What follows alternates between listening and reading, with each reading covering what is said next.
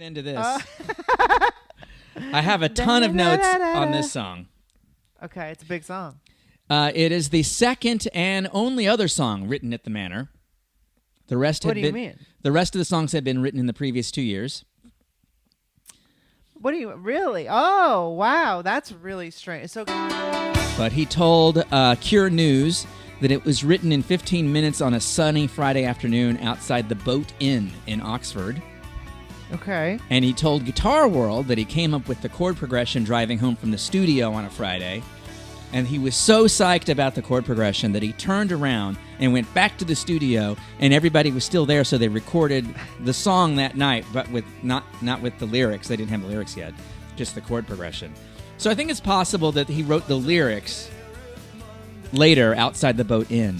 Okay, but he was just like fucking around on guitar. But they recorded the track with the whole band, and then just nicknamed it Friday because it was Friday.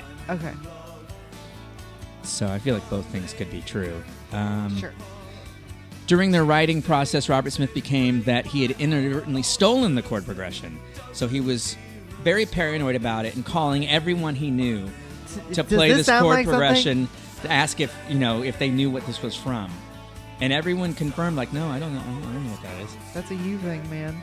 But I feel like a chord progression isn't like every chord progression's probably been done. Like you can't. Yeah, I mean, there's that. You can't copyright. I don't think you can be accused of stealing a chord progression because, like, within the format of pop music, there's probably several songs with the same chord progression. Right. I also read that when they were recording it, it was accidentally sped up. Yes, that's in there. It was just like a half tone up because the Varispeed had been turned on. Okay. That's really strange. But when they play it live, they play it in the original key that they played it in, which is not a half step up. Oh, interesting. Or down, whichever way it went. Up. It's always been paradoxical that it's pushed down people's throats that we're a goth band, Smith observed, because the general public, and to taxi drivers, he says, I'm the bloke that sings Friday I'm in Love, not the bloke who sings Shake Dog Shake or 100 Years. Right. That's true. Yeah. But I think a lot of fans don't like the song because it's not goth. Right. Robert Smith said he has mixed feelings about the song's success and said that people who like Friday I'm in Love aren't actually fans of The Cure. That's true.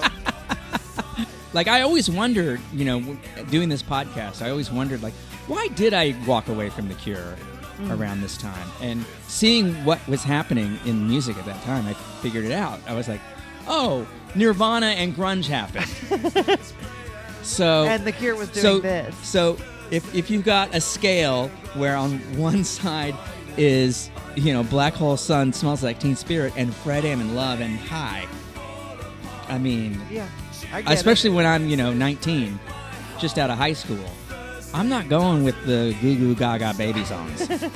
I get it. I like it. I think it's a good song. Yeah, I feel like I like it now more, like it's digestible more now than it was for me at the time.